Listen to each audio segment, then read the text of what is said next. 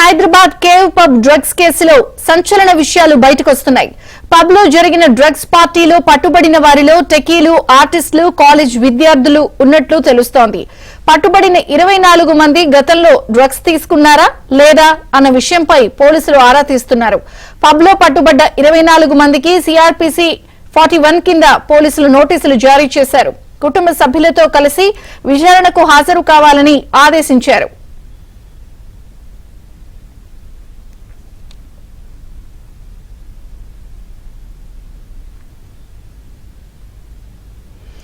Hyderabad cave pub drugs కేసులో సంచలన విషయాలు బయటకొస్తున్నాయి.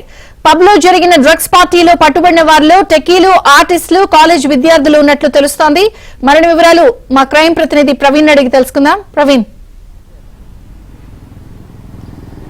ప్రస్తుతం ది కేవ్ పబ్ వ్యవహారానికి సంబంధించి ఇప్పటికే రాయదుర్గం పోలీసులు విచారణ కొనసాగిస్తున్నారు. పట్టుబడినటువంటి 24 మందికి కూడా 41 సిఆర్పిసి నోటీసులు జారీ చేసి విచారణ కొనసాగిస్తున్నారు.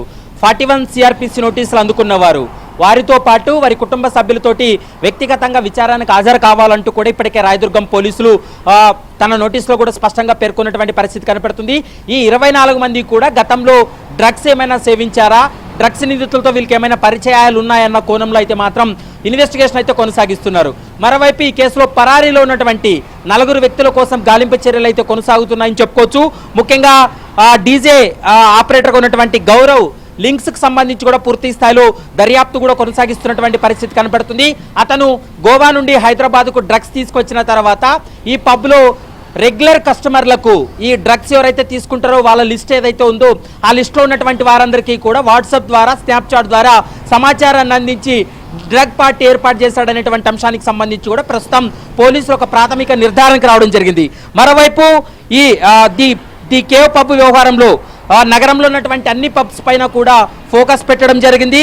ప్రతిరోజు కూడా ఆకస్మిక తనిఖీలు ఉండబోతున్నాయనేటువంటి అంశాన్ని అయితే మాత్రం ప్రస్తుతం పోలీసులు కూడా చెప్తూ ఉన్నారు. మరోవైపు పబ్బు ఈ వ్యవహారం వెలుగులోకి వచ్చిన తర్వాత ఇందులో ఎక్కువ మంది డీజేకి సంబంధించినటువంటి ఆపరేటర్తో పాటు ముఖ్యంగా విద్యార్థులు, చాలామంది సినిమా ఆర్టిస్టులు, మరోవైపు టెక్కీలు కూడా ఎక్కువ మంది ఈ యొక్క లిస్టులో ఉన్నట్లు పోలీసులు ఒక నిర్ధారణ కూడా రావడం జరిగింది.